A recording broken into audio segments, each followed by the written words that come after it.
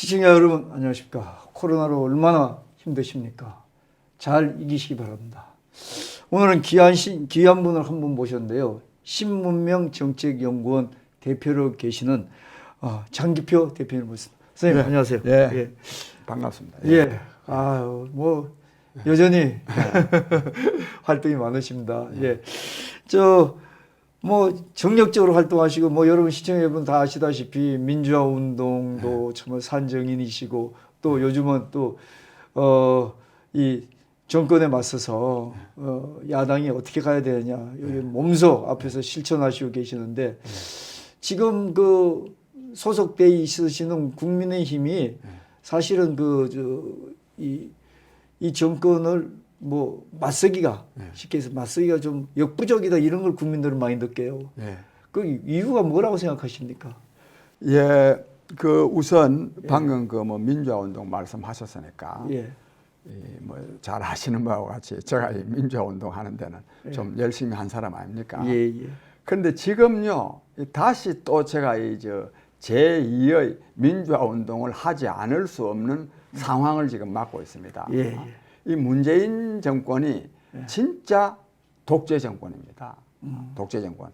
이런 걸 보고 보통 이 독재 정권에는 군사 독재 정권이 있고 다른 하나는 이 전체주의 독재가 있습니다. 전체주의 독재.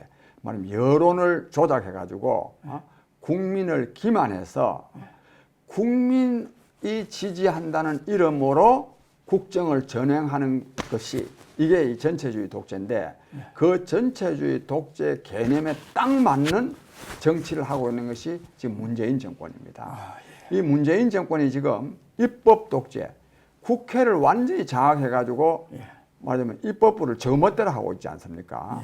또 사법 독재, 이게 지금 윤석열 검찰총장 쫓아내려 하다가 좀 어려움은 직면했지만 이 김명수 대법원장 또 헌법재판소, 이 좀 사법부도 완전히 장악했죠. 거기다 또 뭐 경찰은 이거 뭐 말할 게 없죠.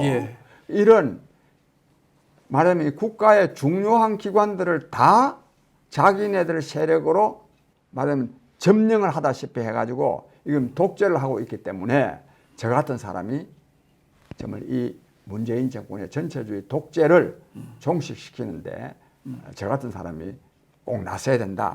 이렇게 봐서 열심히 하고 있고 방금 그 국민의힘에 대해서 사실 국민의힘에 대해서 많은 사람들이 뭐 이 문재인 정권 뭐 이중대 아니냐 이런 말들을 많이 하는데 제가 생각할 때도 그런 말을 들을만 하다고 생각합니다. 들을만 하다고. 왜냐하면 제대로 정말 그 싸우려는 결연한 의지가 있어 보이지 않기 때문입니다. 물론 이런 말은 할 수가 있습니다. 또 이런 말 합니다. 그거 암만 하려고 그래도 국회의원이 300명 중에 103명밖에 안 되니까. 그래도 3분의 1인데. 그래 밖에 안 되니까 뭐 어쩔 수 없는 거 아니냐 이렇게 말하는데 그 말은 맞지 않습니다. 옛날 그 신민당이라고 있었는데 그때도 국회의원 300명 중에 한 80명도 제대로 안 될 때도 야당의 역할을 제대로 했습니다. 근데 이처럼 이 국민의힘이 제대로 야당의 역할을 하지 못하는데 여기에는 김종인 비대위원장이 당의 대표를 하고 있는 것과 저는 굉장히 관련되어 있다고 생각합니다. 왜냐하면 김종인 비대위원장은 그분이 말하는 걸 이래 들어보면 이 문재인 정권에 딱 맞서서 정말 끝장을 보겠다고 하는 그런 의지가 별로 들어있지 않습니다. 오히려 문재인 정권이 좋아할 일 많이 하고 앉아 있습니다. 예를 들자면 5.18법 같은 거 통과시키는 데다 동의했지 않습니까? 또 거기다가 또 심지어는 박근혜 대통령과 이명박 대통령 구속에 대해서 또 대국민 사과를 했습니다. 그 사과할 자기의 위치에도 있지 않고 지금 와가지고 무슨 참여할 필요가 있었지만 그건 옛날에 했어야 되는 거고 또 한다면 또 당내 의견을 수렴해야 되고 또 수렴해야 될 뿐만 아니라 그 당에 책임이 있었던 그때 당시에 책임이 있었던 사람이 당 대표일 때 해야 됩니다. 예. 김종인 씨는 그 아무 관계 없는 사람이에요. 예. 그래서 이런 말하자면 이 국민의 정서에 맞지 않는 일을 하니까 이 많은 국민들이 말하자면 이 국민의힘에 대해서 굉장히 불만이 많습니다. 하던 즉 이중대라고 지금 말하고 있습니다. 이걸 바꾸려 그러면 이거를 이 조기 전당대회를 열어서 치열한 경쟁을 통해서 국민의힘 대표를 새로 구성하고 특히 그런 가운데서 대통령 후보감을 제대로 만들어내어야 국민의 신뢰와 지지를 저는 받을 수 있다 이렇게 봅니다. 예, 그 말씀 중에 그 김종인 위원장도 개인적으로는 잘 아시는 분이고 할 텐데, 예. 저 혹시 뭐 이런 거 세간에 뭐 여러 가지 얘기가 있어서 그런데 김종인 위원장의 본인의 어떤 정치적인 욕심, 이게 뭐 비대위원장에서 당을 잘 하합시키고 전투력을 증강시키고 그다음에 야성을 회복하고 이러기보다는 아까 말씀하신 것처럼 본인의 어떤 정치적인 목적이 있지 않나 이런 얘기를 하는데, 혹시 선생님이 생각하시기엔 김종인 위원장이 정치적인 목적이 있다고 생각하시는지요? 또 아니면은 그 목적이 어떤 거라고 좀 말씀을 해주실 수 있는지요? 목적으로 목표겠죠. 예. 네, 그런데 목표, 예. 그 김종인 위원장이 그 지금부터는 뭐 몇 달 됐습니다. 지금 벌써 이 비대위원장을 맡은 지가 건 7개월이나 됩니다. 예. 오래됐어요, 이제 벌써. 예, 예.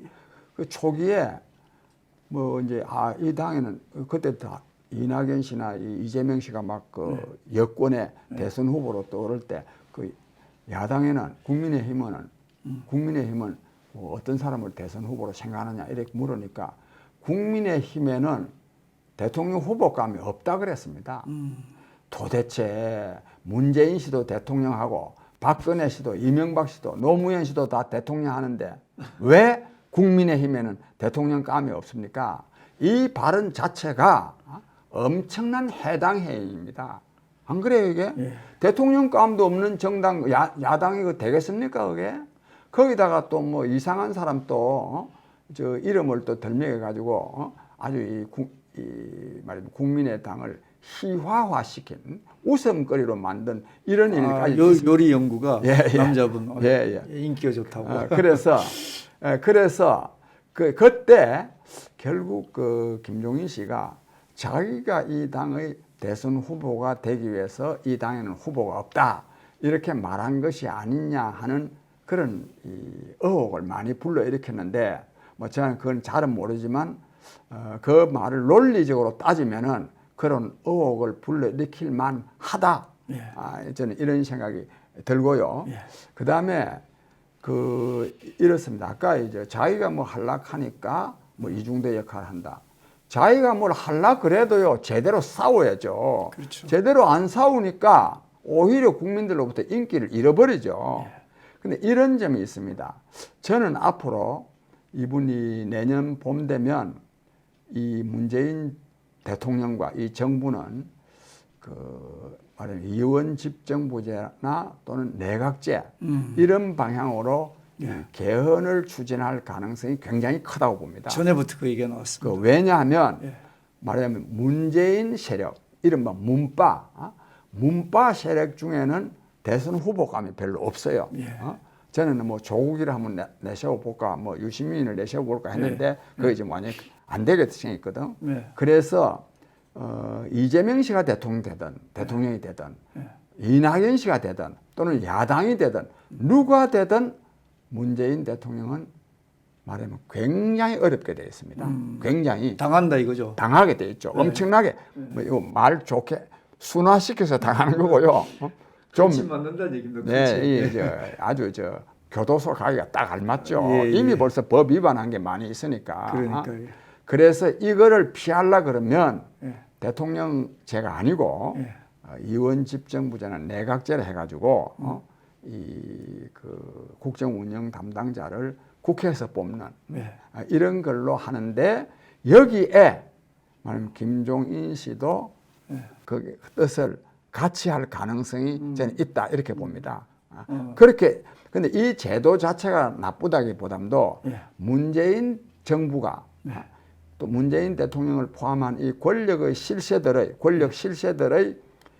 불법과 부패를 모면하기 위해서 이런 제도를 만드는데 야당이 여기에 동조를 한다면 이건 아주 잘못된 거죠. 나는 그런 점에서 굉장히 의구심을 가지고 보지 않을 수가 없습니다. 본인이 뭐 총리를 하시든지 뭐 그렇게 나섰으니까 뭐 그런 생각을 하고 있는 건 아닐까. 뭐 이런 생각을 사람들이 많이 하고 있더라고요. 뭐 세간에 그런 얘기도 있습니다. 자, 그럼 하나 더 여쭤볼게요. 그 일반 국민들, 이 정권에 대해서 답답해하는 국민들은 내년 4월 7일인가요? 서울시장하고 그다음에 부산시장 보궐선거가 있지 않습니까? 이때 뭔가 좀 그 정권에 뭐 국민의 투표의 힘을 보여주자. 그래서 서울시장을 탈환하고 부산시장을 탈환한다는데 어떻게 가능할까요? 예, 이거 사실요. 예. 이 가능하고도 남아야 됩니다. 예. 예. 가능하고도 왜 남아야 되느냐 하면 이 저 문재인 정부의 말하자면 이 민주당의 이 박원순 시장이 그 뭐 범죄 중에도 진짜 파렴치한 이 성범죄 사건으로 성추행 사건으로 그것도 또 문제인데 여기다가 또 서울시장까지 지낸 사람이 또 자살까지 해버렸거든요. 그 이 정도 되면 그러다 또 여기 또 여당은 또 후보를 또 안 내야 되게 돼 있는 거예요. 당헌상. 그렇죠. 그런데 또 후보도 냈으니까 이거는 바꿔버렸죠. 야당이 땅 짚고 헤엄치기 선거가 돼야 안 되겠어요?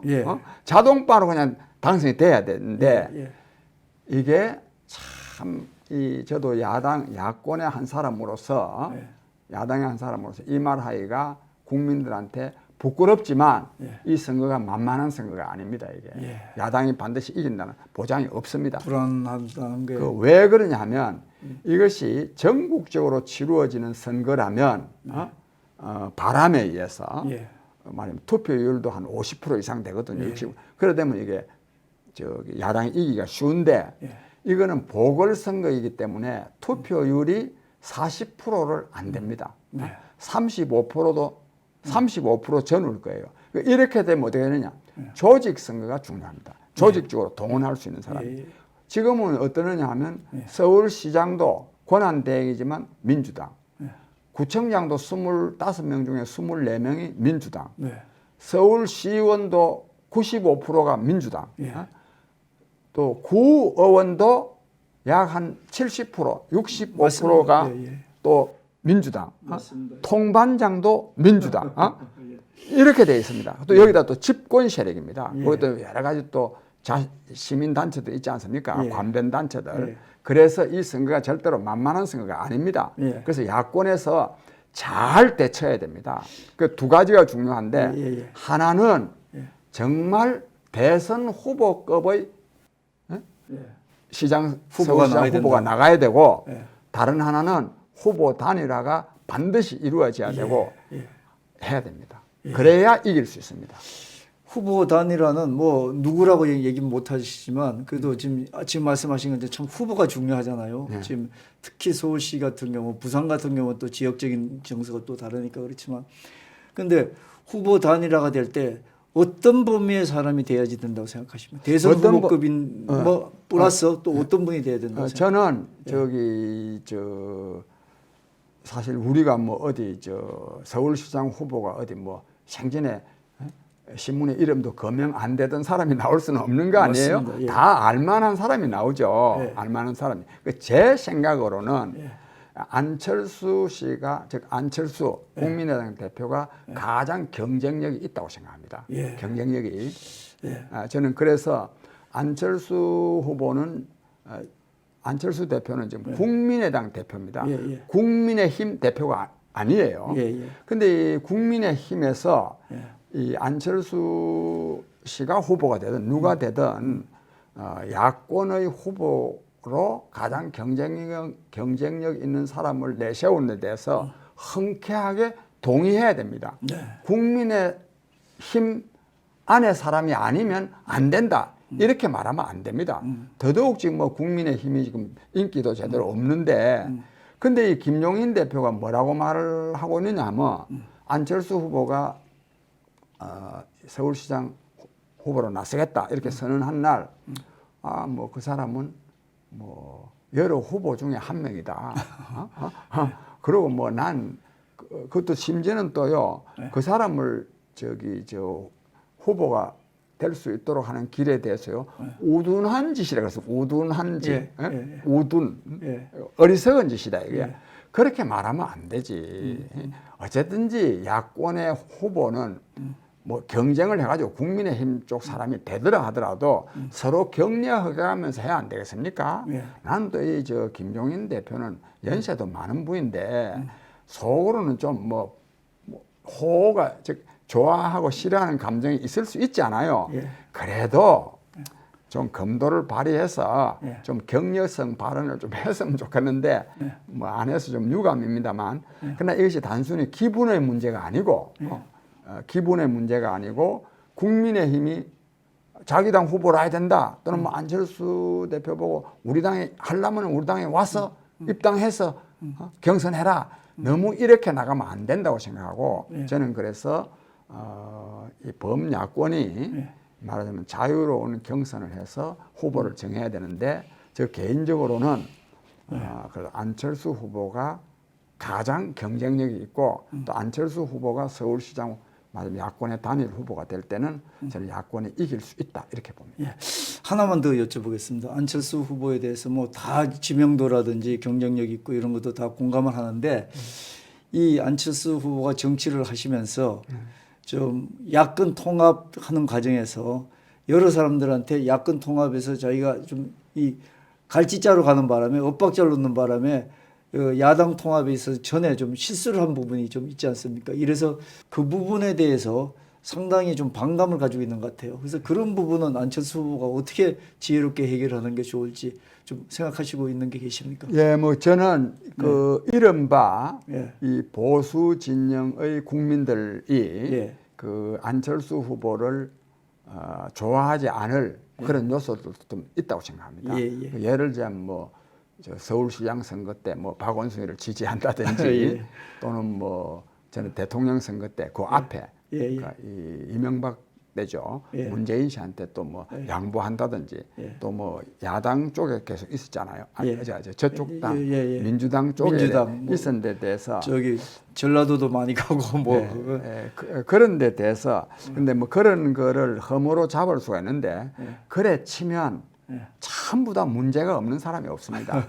그게 또 꼭 그것이 또 잘못이냐 하는 것도 그것도 별도의 문제입니다. 왜냐하면 안철수 씨가 그때는 그 집권 세력이 말하자면 한나라당 당명도 그거 한데요.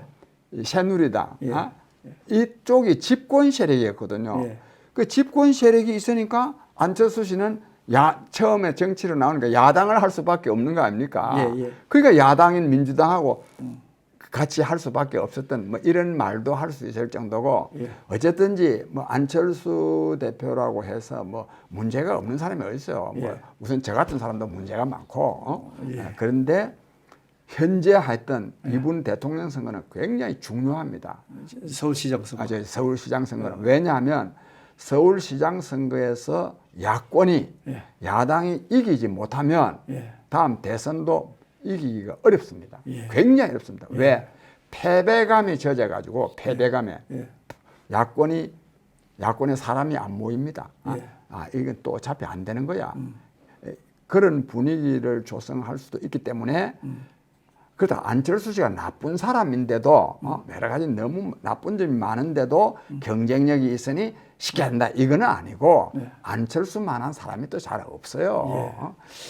요즘은 저기 야성을 많이 회복해서 그 발언하는 거라든지 아니면 관점이 아주 톡톡 그냥 전곡을 찌르고 그럼요. 들어가더라고요. 문재인 정권 공격하는데 안철수만한 사람이 어디 있습니까? 자, 시간이 오래됐는데 선생님 또 앞에서 윤석열 그 검찰총장 얘기를 했지만 국민 여러분이 지금 어떻게 진행된 건 다 아는데 지금 야권에서 이제 내년 재보선 지나고 나면은 보궐선거 지나고 나면은 이제 막바로 대선이 또 있지 않습니까? 대선에 윤석열 총장을 야권에서는 굉장히 희망을 해요. 나름대로 이제 그 지금 정권하고 싸울 그만한 여력이 있는 사람이 없다 보니까 특히나 그 정도로 어떤 많이 잘 싸워줬고 이러다 보니까 이제 또 그런 어떤 그 믿음이 많이 가는 것 같은데 또 어떤 사람은 윤석열 총장이 지금 하는 것처럼 그 불란서의 이태리의 피에트로 그 검사처럼 이 정권의 부패와 부정에 대해서 일신을 하는 역사에 남는 인물로 남지 괜히 정치파에 들어온 게 좀 싫다. 해서는 안 된다. 또 윤석열 총장 자체가 국민의힘 지금 야당이 계속 이렇게 간다면 국민의힘하고 같이 갈지 안 갈지도 모른다. 그러다 보니까 윤석열 총장이 정치를 해야 되느냐 아니면 지금의 어떤 피에트로 검사처럼 이탈리아 검사처럼 뭐 동양에서 포청치처럼 그렇게 국민을 위한 어떤 그 추상 같은 그 호령을 하고 국민을 위해서 부정을 바로잡고 뭐 이런 사람으로 남는 게 좋겠다 이렇게 생각하는 분이 있는데 거기에서부터 또 만약에 윤석열 총장이 그 어떤 그 국민의 어떤 여망에 의해서 정치를 한다면은 어떤 그 야권하고 협력을 해야 되는지 거기까지 좀 얘기를 해주실 수 있으십니까? 예, 저는 그 지금 시점에서요. 예. 윤석열 검찰총장을 정치권으로 예. 불러내는 거에는 저는 본래는 동의를 안 하는 사람이에요. 예, 그렇습니다. 왜냐하면 정치권으로 자꾸 불러내면 오히려 문재인 세력이 민주당이 윤석열 씨를 공격을 해가지고 문재인 정권의 불법과 부패를 제대로 수사하지 못하도록 하는 역할을 하거든요. 저는 그래서 대통령 안 불러내야 되는데 이 어리석게도 이 국민의힘에서 이걸 한 두 달 됐죠. 그걸 불러낸 점에 있어서 참 저러면 안 되는데 싶었던 때가 있습니다. 저는 그래서 되도록 그다음에 저는 그래서 평소에 이 사람은 검사주의자다. 즉 자기가 검사다 이거야. 검사가 뭐냐? 불법 행위, 범죄 행위를 엄정하게 수사해서 그걸 어법 조치하도록 하는 거다. 저는 이런 데 충실한 사람이기 때문에 오히려 그런 일을 할 수 있다. 오히려 뭐 내 이거 해가지고 뭐 정치적으로 한번 출세해 보겠다 하는 이런 마음을 가지면은 그런 과단성 있는 수사를 저는 잘 오히려 못한다 이렇게 생각하는 사람입니다. 그런데 이제 또 정치는 저는 그러나 사람이 말이죠. 그 여러 가지 이 나라 사정이 굉장히 어려울 때는 자기가 뭘 해야 될 정말 불가피한 사정이 생기면 저는 할 수도 있다고 생각합니다. 할 수도 저는 그래서 할 수도 있고 또 다음에 이 정권을 반드시 교체해야 됩니다. 교체해야 되는데 윤석열 씨가 윤석열 검찰총장이 뭐 퇴임 후에 자기가 나서는 것이 정권 교체에 가장 도움이 될 일이다. 그렇게 한다면 뭐 나설 가능성도 저는 있어 보이고 또 나서는 것도 좋다고 생각합니다. 그게 있고 다른 하나는요. 저는 사실 이런 바람이 있는데 지금 이 국민의힘만 문제가 아니고 문재인 정부당, 민주당 있지 않습니까? 이 민주당도 국민의힘 당도 이미 역사의 뒤안길로 상당히 좀 물러나야 됩니다. 말하자면 근본적으로 한국 정치가 좀 새로워져야 됩니다. 그 새로워지기 위해서는 새로운 정치 세력이 나와야 됩니다. 그래서 만약에 뭐 저는 윤석열 씨를 모르니까 만약에 윤석열 씨가 어떻게 정치로 나온다면 어떻게 뭐 또 대통령 나 검찰총장도 했는데 대통령 한번 해봐야 되겠다 이렇게 나오면 안 되고 한국 정치를 근본적으로 바꾸는 데 내가 필요하다면 나도 한번 나서겠다 이런 자세로 나와서 어느 당에 들어가는 게 아니고 새로운 정치 세력을 만들어서 집권을 하면 이 정치가 바뀝니다. 그 정치 세력이란 거는 근데 그게 그 예가 있어요. 누구냐? 마크롱입니다. 마크롱은 물론 사회당에서 강요도 하곤 했지만 마크롱이요 국회의원 한 명도 없는 엄시 즉 자기를 추종하는 국회의원 한 명도 없이 대통령 선거에 나와가지고 대통령이 되었잖아요. 프랑스 마크롱 대통령. 이제 프랑스예요. 예. 대통령이 되었으니까 네. 앙마르샤라고 하는 그 전진이라는 예. 당을 만들어가지고 쫙 국회의원 선거에 나가니까 60~70%를 다 확보해 본 거예요. 예. 즉 이런 식으로 나는 앞으로 한국에도 예. 이런 일이 일어날 수 있다. 저는 그렇게 봅니다. 아. 그래서 혹 예. 윤석열 씨가 만약에 정치권으로 나온다면 예. 이런 어떤 역할을 한다면 그 왜 이 역할을 하면 이 역할을 사실 했어야 될 사람이 안철수 씨입니다. 안철수가 처음에는 건 40% 가까운 지지를 받았지 않습니까? 이거는 왜 이러느냐? 뭐 안철수를 뭐 압니까? 우리가 알았어요 그때? 예. 누군가 나와서 이때까지 한국 정치를 정말 꼴불견으로 만들어 온 말하자면 민주당과 한나라당 좀 삭스리하고 새로운 정치가 좀 나왔으면 좋겠다. 그 바람 아니었습니까? 예.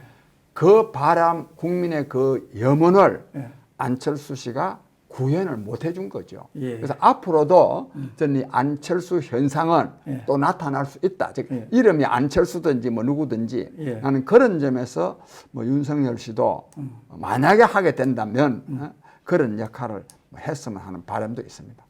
선생님이 그때 무슨 역할을 또 하십니까? 나는요. 예. 나는 이제 나이도 많이 먹고 해서 어쨌든지 문재인 정권을 끝장내고 이 새로운 정권이 들어서는데 미력이나마 내가 힘을 보탤 수 있다면 힘을 보태야 되고 나는 사실 그 우리 홍 박사 나는 내 나름대로의 정치적인 뜻이 있는 사람입니다. 나는 모든 국민이 자기가 하는 일에서 보람과 기쁨을 누리며 행복하게 살 수 있는 그런 나라를 만들 사상, 이념, 정책을 준비해 두고 있습니다. 원래 그렇게 실천해 오셨잖아요. 또 이 자부심이 있기 때문에 이 나이에도 이 정치를 합니다. 나는 그래서 이 문재인 정권을 끝장내는 또 새로운 정부를 탄생시키는데 내 나름의 역할을 함으로써 나의 정치적인 꿈도 이룰 수 있는 기반을 구축하려고 하는 것이 나의 정치적인 목표입니다. 예. 선생님 존경합니다. 예. 예. 오늘 뭐 한 해를 보내면서 이렇게 저희 출연해 주셔가지고 뭐 건강옥조 같은 말씀을 해주셔서 너무나 감사하고요. 선생님 건강 잘 유지하시고 새해 또 뵙도록 하겠습니다. 홍용락 그 TV 시청자 여러분, 우리 홍 박사는 진짜 젠틀맨입니다. 아유.